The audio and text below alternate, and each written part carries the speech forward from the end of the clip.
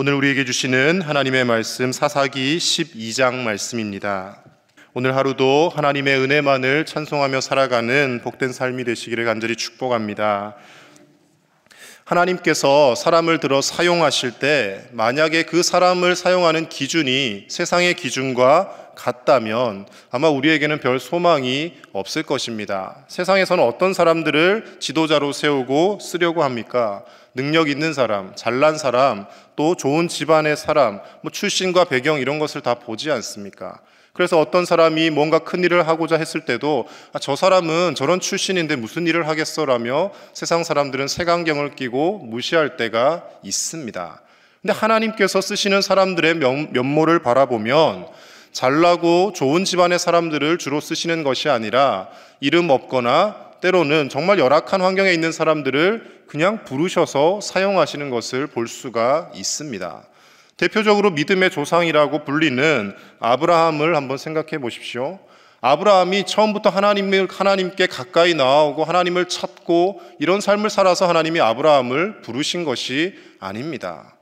여호수아 말미에 보면 여호수아가 죽기 전에 사람들에게 이야기합니다. 아브라함의 아버지 데라가 어떤 사람이었는지, 강 건너편에서 우상을 만들어 섬기며 심지어 그것을 이런 전승이나 기록들에 보면 매매하며 팔던, 우상을 제조하고 만들어서 팔던 집안이었습니다. 근데 하나님께서 아브라함을 창세기 12장에 그냥 부르시죠. 부르셔서 내가 내게 지시할 땅으로 가라, 내가 너를 불렀다라고 말씀하십니다. 아무런 자격이 없고 공로가 없고 별 볼 일 없는 조건에서 하나님이 그냥 부르셔서 사용하시고 믿음의 조상의 반열까지 올리신 것, 이것을 두고 우리는 은혜라고 표현을 합니다. 은혜라는 것은 나의 노력이나 어떤 나의 행위에 의해서 주어지는 것이 아니라 조건 없이 하나님께서 우리에게 거저 주시는 것이죠. 하나님이 부르시고 하나님이 만드시고 하나님께서 높여주시는 삶이 은혜의 삶이라는 것입니다. 출애굽 당시에 유다 지파의 유능한 지도자였던 갈렙 역시 마찬가지입니다. 갈렙 그러면 우리가 이제 85세에 저 헤브론 땅을 내게 주십시오, 내가 지금도 점령할 수 있습니다, 호전적이고 믿음 있는 사람으로 우리가 기억하지 않습니까? 근데 이 갈렙 앞에 늘 붙는 수식어가 있습니다. 그니스 사람 갈렙이라고 표현을 합니다. 그니스가 어디냐? 이 성경을 중심으로 찾아보면요, 창세기에 보면 에돔 자손의 후예입니다. 그러니까 이 갈렙이 유다 지파의 지도자였지만 정통 그가 유대인이 아니었다라는 겁니다. 에돔의 후예이고 이방인이었지만 하나님을 경외하며 하나님의 은혜로 유다 지파의 지도자까지 올라갈 수 있었다라는 것이죠. 사사기의 말씀에서도 마찬가지입니다. 기드온을 사사기의 말씀은 소심한 겁쟁이로 표현하고 있습니다. 그런데 불현듯 큰 하나님의 사자가 나타나서 큰 용사여라고 불러주십니다. 하나님은 이처럼 세상에서 낙오한 것 같은 사람, 세상에서 인정받지 못하는 것 같은 사람들을 불러다가 사용하시고 큰 용사나 지도자로 또는 선지자로 심지어 왕으로 세우기까지 하십니다. 다윗도 그렇지 않았습니까? 막내 아들로, 8번째 아들로 태어나서 집에서조차 주목받지 못하고 자신의 아버지조차도 다윗이 왕이 될 것이라고는 생각도 하지 않았는데 하나님은 그를 세우십니다. 이렇게 하나님께서 세상의 출신과 배경과 여러 가지 능력에 상관없이 사람들을 부르시는 이유는 단 한 가지입니다. 인간의 행위나 공로를 자랑하지 못하게 하시고 우리가 살아가는 이 모든 시간들이 전적으로 하나님의 은혜임을 고백하도록 하기 위해서라는 것이죠. 근데 사람들은 한결같이 마음속에 죄성이 있기 때문에 나의 과거를 잊어버리고 내가 어떤 자리에서 어떻게 부름받았는지를 생각하지 않고 어느 정도 위치가 되어지고 사람들에게 인정과 존경을 받기 시작하면 내가 잘나서 이 자리에 있다라고 생각을 하게 됩니다. 그래서 목회자로서 저도 늘 기도하는 것 중에 하나가, 제가 나이가 들어갈수록 목사로서 연수가 쌓여갈수록 교만해지지 않아야 된다. 하나님 앞에서 늘 겸손하게 내가 어떻게 부름받았는지를 잊지 말자라고 기도하는 것이 제 개인적인 기도 제목 중에 하나입니다. 하나님께서는 사람을 보실 때 그 사람의 어떤 배경 출신을 보시는 것이 아니라 그 사람이 앞으로 어떻게 되어질 것인가에 대한 그 사람의 미래에 대한 소망을 두고 그 사람을 부르신다라는 것입니다. 오늘 사사기 12장에 나오는 이 입다도 마찬가지입니다. 입다에 대한 소개의 말씀인 11장 1절 말씀에 이렇게 시작을 합니다. 길르앗 사람 입다는 큰 용사였으니, 여기까지는 좋습니다. 큰 용사라는 것은 세상에서도 인정받는 것이죠. 그런데 뒤에 이렇게 수식합니다. 기생이 길르앗에게서 낳은 아들이니라, 이렇게 이야기합니다. 큰 용사이고 용맹하고 그가 뛰어난 무용을 지닌 것은 맞지만 기생이 낳은 아들이다. 그러니까 이 수식어를 붙이는 이유가 뭐겠습니까? 세상에서 무시당하고 형제들조차도 그를 기생의 아들, 첩의 소생이라고 무시했다라는 것이죠. 하나님께서는 그러나 그런 입다를 들어서 이스라엘의 사사로 세우시고 암몬 족속들이 이스라엘을 괴롭힐 때 입다를 통하여서 이스라엘 민족들을 구원해 주십니다. 그래서 11장 말씀에서 입다를 통하여 이스라엘이 암몬 자손의 침략으로부터 벗어나게 되고 전쟁에서 승리하는 장면이 나옵니다. 그런데 문제는 오늘 12장에서 일어납니다. 나라가 이방인들의 침입으로부터 자유로워졌으면 경사이고 이제 평안을 찾아야 되지 않습니까? 그런데 분쟁이 일어나기 시작합니다. 오늘 문제의 발단이 1절에서 이렇게 기록되고 있습니다. 우리 1절 말씀 다시 한번 같이 읽겠습니다. 시작. 에브라임 사람들이 모여 북쪽으로 가서 입다에게 이르되 내가 암몬 자손과 싸우러 건너갈 때에 어찌하여 우리를 불러 너와 함께 가게 하지 아니하였느냐? 우리가 반드시 너와 내 집을 불사르리라 하니. 이 에브라임 지파 사람들이 상당히 당시에 교만했고 난폭했다라는 것을 보여줄 수 있습니다. 입다가 목숨을 걸고 길르앗 사람들을 이끌고 암몬 족속을 물리쳤는데 갑자기 에브라임 사람들이 몰려와가지고 이제 전쟁에서 다 이기고 나니까 왜 전쟁 갈 때 우리도 함께 불러서 가지 않았느냐? 네가 어떻게 그럴 수가 있느냐? 단순히 따지는 정도가 아니라 우리가 반드시 너와 내 집을 불사르리라라고 협박까지 하고 있습니다. 성경 보다 보면 참 재밌는 부분들이 발견이 됩니다. 이 에브라임이라고 하는 지파, 이 에브라임 사람들 이렇게 와서 다짜고짜 찾아와서 시비를 건다라고 표현하잖아요. 시비를 거는 것이 이번뿐만이 아닙니다. 사사기 8장에서 보면 기드온이 전쟁에서 승리하고 돌아왔을 때도 이 영락 없이 에브라임 사람들이 찾아옵니다. 똑같이 이야기합니다. 왜 네가 전쟁에 승리할 때 우리를 부르지 않았느냐? 힘든 전투를 치르고 목숨을 걸고 싸울 때는 뒷짐지고 구경하고 있다가 전쟁에 승리하고 나니까 그 공을 혼자 차지하는 것이 못마땅한 것입니다. 우리가 어떤 지파인데, 우리 에브라임 지파가 이스라엘 12지파 중에 얼마나 명망 있는 지파인데 스스로 교만하게 높아지고 있다는 것이죠. 그들이 얼마나 교만하였는지 4절 말씀에서 이렇게 표현을 합니다. 우리 4절 같이 읽겠습니다. 시작. 입다가 길르앗 사람을 다 모으고 에브라임과 싸웠으며 길르앗 사람들이 에브라임을 쳐서 무찔렀으니 이는 에브라임의 말이 너희 길르앗 사람은 본래 에브라임에서 도망한 자로서 에브라임과 므낫세 중에 있다 하였음이라. 왜 에브라임 사람들이 와서 입다에게 이렇게 시비를 걸었겠습니까? 너희 길르앗 사람들은 출신 자체가 그렇게 뛰어나지 못하다.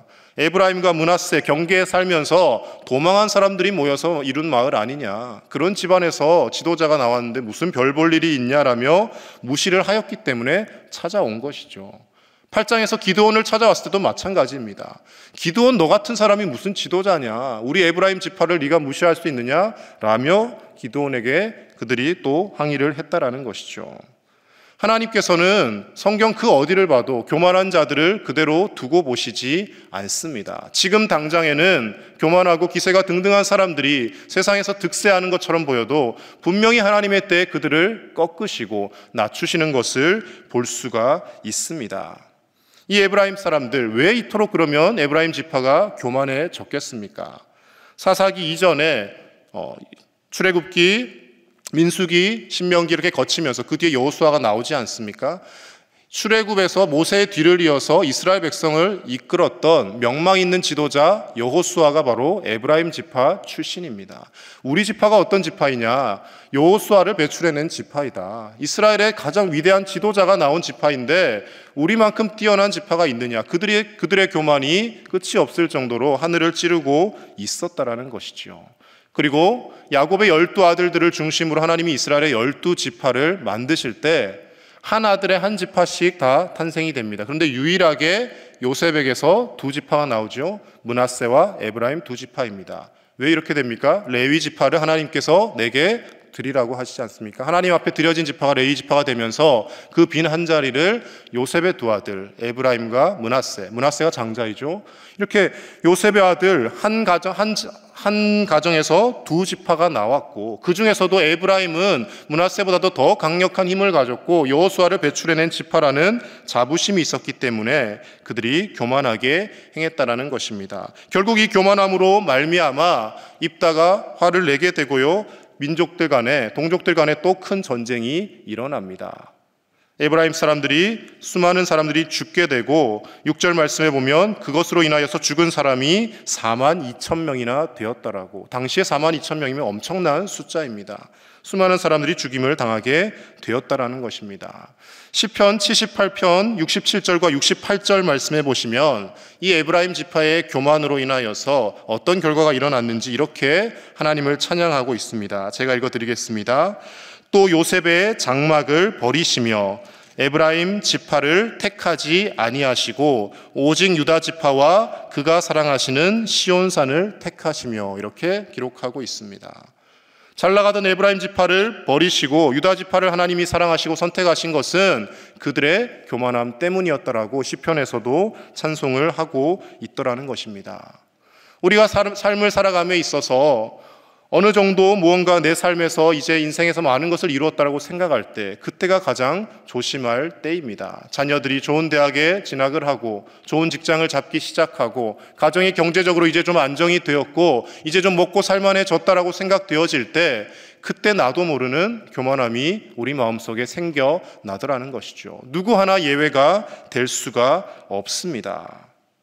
그래서 이 교만함 때문에 사람이 스스로 망하는 일들이 생겨나게 됩니다. 야고보서 4장 6절 말씀에서는 하나님께서 이렇게 말씀하십니다.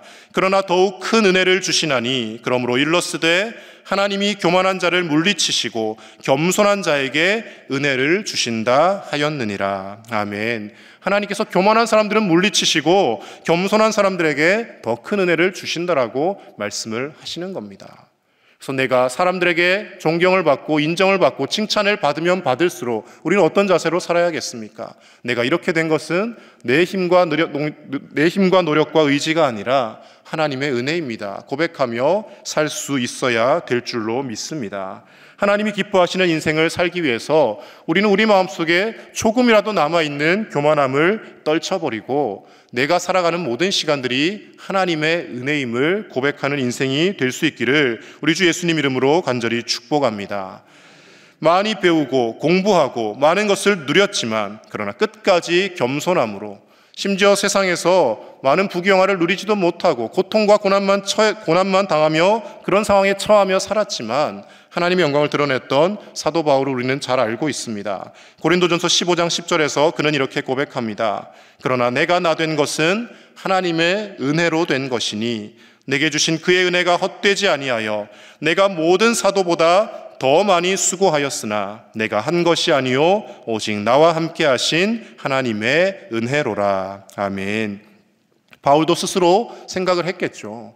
내가 그래 객관적으로 비교를 해봤을 때 베드로나 다른 사도보다 내가 훨씬 더 고난도 많이 당하고 더 많이 수고한 것 같다. 그렇지만 그건 객관적인 사실이고 내가 한 것이 아니고 오직 나와 함께 하신 하나님의 은혜라고 고백을 합니다. 베드로를 비롯한 다른 제자들 어부 출신이거나 별로 인정받지 못하는 사람들이었습니다. 그에 비해 바울은 가말리엘이라고 하는 당시에 최고의 바리새인, 최고의 학자 밑에서 수학을 했던 사람입니다. 공부를 제일 많이 한 사람이에요. 가장 세상에서 내세울 것이 많은 사람이었습니다. 그런데 내가 한 것이 아무것도 없다라고 고백하는 겁니다. 하나님의 은혜로, 심지어 죄인 중에 괴수인, 죄인 중에 우두머리라는 것이죠. 나같이 죄로 똘똘 뭉친 예수님을 믿는 사람들을 핍박하고 잡아 죽였던 사람을 예수님을 전하는 사도로 사용하신 것, 하나님을 찬송할 수밖에 없다라며 고백하는 그의 인생이었다라는 것입니다. 사랑하는 우리 저희의 가족 여러분, 우리의 인생 가운데 하나님이 우리를 부르실 때 지금까지 살아온 모든 인생길 돌아보면 하나님의 은혜가 아닌 것이 없습니다. 하나님의 은혜만을 고백하는 저와 여러분들의 복된 삶이 되실 수 있기를 간절히 축복합니다. 한 가지만 우리가 더 생각해야 될 것은요, 우리가 세상의 업적보다는 하나님과 동행하는 업적을 남기는 인생을 살아야 된다는 것을 오늘 말씀을 통해 알 수가 있습니다. 우리 8절 이후의 말씀을 보시면 사사 3명에 대해서 짧게 기록을 하고 있습니다. 8절에서 15절에 입산과 그리고 스불론 사람 엘론과 그리고 비라돈 사람 힐렐의 아들 압돈, 이 3명의 사사에 대해 기록하는데, 여러분 이 기록을 자세히 읽어보시면 좀 뭔가 엉뚱하다라는 것을 볼 수 있습니다. 사사이고 민족의 지도자로 세워졌으면 뭐 큰 전쟁에서 승리하였다든지 어떤 뭐 큰 위기에서 기지를 발휘해서 백성들을 이끌었다든지 이런 내용이 나와 있어야 되는데, 세 사사에 공통적으로 등장하는 지금 내용들이 무엇입니까? 아들이 수십 명이고 딸이 수십 명이고 그 아들과 딸을 위해서 나귀를 몇 마리를 가져왔으며 자손들이 번창하고 돈과 재물을 많이 쌓았다라는 내용만 등장을 하고 있습니다. 사사로서 어찌 보면 별로 명예롭지 못한 삶입니다. 그들이 하나님 앞에 부름받아 사사로 세움을 받았을지는 모르겠지만 그들이 남긴 것은 하나님의 은혜를 남기고 하나님의 영광을 드러내고 하나님께서 기뻐하시는 어떤 것을 역사에 남긴 것이 아니라 아들 몇 명 낳았는지 딸 몇 명 낳았는지 재산이 얼마나 소유가 넉넉했는지 그것만 기록되어지고 있더라는 것이죠. 여러분, 아들, 딸 낳고 평범하게 살아가는 것이 잘못된 인생이 결코 아닙니다. 그런데 한 가지 차이점이 있습니다. 어디서 우리가 그 차이점을 보냐면요, 에녹이라고 하는 사람과 잠깐만 비교를 해보겠습니다. 창세기 5장 21절에서 24절 보면 에녹에 대해서 기록하기를 이렇게 기록합니다. 우리가 에녹 어떻게 생각합니까? 죽음을 보지 않고 하나님이 천국으로 굴러 올라가지 않습니까? 근데 그 에녹이 세상에 살면서 어떤 큰 일을 한 것이 없습니다. 제가 창세기 말씀 읽어드리겠습니다. 에녹은 65세에 무두셀라를 낳았고, 무두셀라 낳았습니다. 무두셀라를 낳은 후 300년을 하나님과 동행하며 자녀들을 낳았으며, 계속 자녀들만 낳습니다. 그는 365세를 살았더라. 에녹이 하나님과 동행하더니 하나님이 그를 데려가심으로 세상에 있지 아니하였더라. 이렇게 기록하고 있습니다. 어디에 강조점을 두고 말씀을 보느냐에 따라서 에녹을 보는 시각이 달라집니다. 무드셀라를 낳은 후 300년을 하나님과 동행하며 자녀들을 낳았으며, 이렇게 보면 에녹이 한 것은 그냥 자녀 낳고 산 것밖에 없구나라고 생각이 되어집니다. 그런데 그 앞에 강조점을 두면 300년을 하나님과 동행하며 자녀들을 낳았으며, 이렇게 하면 정반대의 삶이 되는 것이죠. 그가 세상에서 어떤 큰 업적을 이루고 각광받고 주목받는 인생을 산 것은 아니지만 300년이라는 세월 동안 매사에 하나님과 동행하면서 자녀들을 낳는 평범한 삶을 살았지만 하나님과 동행하는 그 큰 은혜의 삶을 살았다라는 것입니다. 우리 모두가 세상에서 어떤 큰 업적을 남길 수는 없습니다. 다 대통령이 되고 다 국회의원이 되고 다 명망 있는 어떤 지도자가 될 수는 없지 않습니까? 대부분의 사람들은 평범하게 살아갑니다. 자녀 낳고 손주 낳고, 심지어는 자녀들도 하나님이 제때 주시지 않아서 자녀도 잘 낳지 못하는 가정도 있습니다. 어떤 삶의 모습을 살아가든지 간에 그 앞에 우리를 수식하는 수식어가 하나님과 동행하며라는 수식어가 붙을 때 하나님은 에녹과 같이 우리를 기뻐하시고 하나님이 데려가시는 복된 인생이 되어질 수 있는 줄로 믿습니다. 이스라엘의 지도자로 사사로 세움을 받았지만 재산 많이 남기고 자녀 많이 낳았고 그런 것만 남긴 이 사사들의 삶이 아니라 지극히 평범한 삶이라 할지라도 하나님과 동행하는, 하나님을 기쁘시게 해드리는 에녹과 같은 우리의 복된 인생 되어지기를 우리 주 예수님 이름으로 간절히 축복합니다. 함께 기도하겠습니다. 이 시간 함께 기도하실 때 우리의 마음속에 끝없이 일어나는 교만함을 잘 다스리게 하시고 겸손하게 하나님의 은혜만을 드러나는 우리의 삶이 되게 해달라고 함께 기도했으면 좋겠습니다. 내일 하나님이 우리에게 주신 복된 주일입니다. 주일 예배를 통하여서 예배의 축복을 누리는 우리 삶이 되게 하여 주시옵소서. 말씀을 선포하실 담임 목사님과 모든 교육자들을 성령으로 충만케 하여 주시고 주님 전에 이른 아침부터 나와서 또 오후까지 수고하는 모든 봉사자들 손길들마다 기쁨이 넘치게 하시고 주님 앞에 나오는 모든 성도님들, 사정에 의해서 어쩔 수 없지만 영상으로 예배하는 그 모든 분들에게도 하나님의 놀라운 복이 흘러가게 해달라고, 특별히 우리 교회 학교 예배가 다시금 부흥하며 살아나게 해달라고 이 시간 함께 간절히 기도하며 나아가겠습니다. 기도드리겠습니다.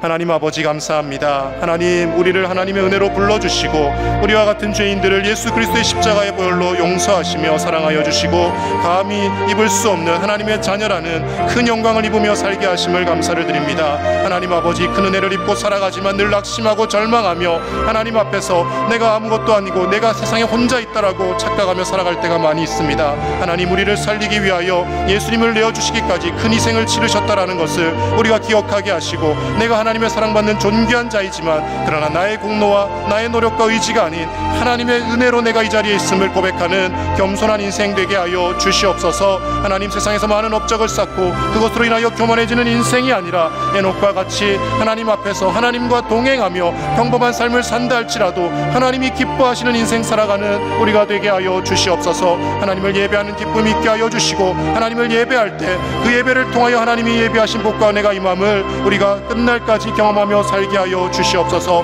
하나님, 내일 하나님 주신 복된 주일입니다. 말씀을 선포하시는 담임 목사님과 모든 교육자들을 성령으로 충만케 하여 주셔서 하나님께서 주시는 위로와 소망의 말씀, 복의 말씀을 선포하고 때로는 책망과 훈계의 말씀이 선포되어질 때 우리 모든 성도님들이 하나님의 음성으로 듣고 아멘으로 화답할 수 있는 복된 주일이 되게 하여 주시옵소서. 교회 학교 예배가 살아나게 하시고, 하나님 특별히 사랑하는 청소년들, 또 영유치 모든 아이들, 유아 아이들, 하나님 아버지, 하나님 앞에 나와 예배할 수 있도록 예배 자리가 회복되게 하여 주시옵소서. 주님의 전을 이름도 없이 빛도 없이 섬기며 헌신하는 모든 봉사하는 손길들마다 하나님께서 기억하시고 은혜로 채워주시고, 하나님께서 그 가정을 지키시며 평안함으로 인도하여 주시옵소서. 오늘 하루도 주님과 동행하는 복된 날 되게 하여 주시옵소서. 하나님 아버지, 우리의 인생이 우리의 노력과 우리의 의지로 이만큼 되어진 것이 아니라 전적으로 하나님의 은혜로 지금 이 자리까지 왔음을 고백합니다. 하나님의 은혜로 이루어진 인생이기에 우리가 자랑할 것이 아무것도 없음을 고백합니다.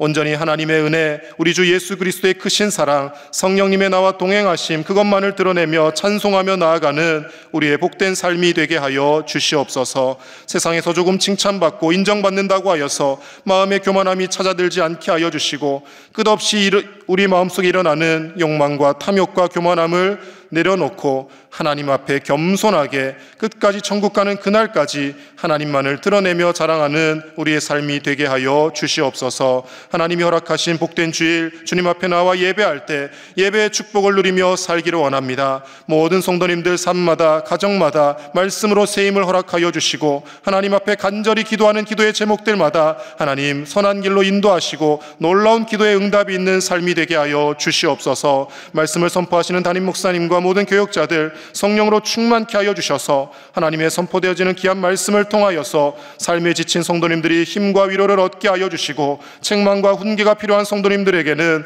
하나님의 음성으로 들려져서 삶이 변화되는 놀라운 역사가 있게 하여 주시옵소서. 교회학교 다음 세대들이 살아나게 하여 주시고 하나님 앞에 돌아오는 놀라운 역사가 일어날 수 있도록 주님께서 친히 우리 다음 세대들의 마음을 열어 주시옵소서. 주님 앞에 나와 이름도 없이 빛도 없이 헌신하며 수고하는 모든 봉사하는 성도님들의 손길들마다 하나님 기억하시고 하나님의 은혜와 평강으로 채워주시며, 무엇보다 그 가정과 가문이 잘 되어지는 놀라운 역사가 일어날 수 있도록 은혜 더하여 주시옵소서. 이 새벽에도 하나님의 은혜 범사에 감사하며 귀한 예물 드린 손길이 있습니다. 평생에 하나님 앞에 감사하며 기뻐하며 하나님의 은혜만을 찬송하는 복된 가정 되게 하여 주시고, 하나님께서 인도하시는 하나님의 인도하심을 입는 가정 될 수 있도록 주님 함께하여 주시옵소서. 오늘 하루도 하나님과 동행하며 하나님이 주시는 복과 은혜로 살아가게 하실 줄 믿사오며 우리 주 예수님의 이름으로 기도드립니다. 아멘.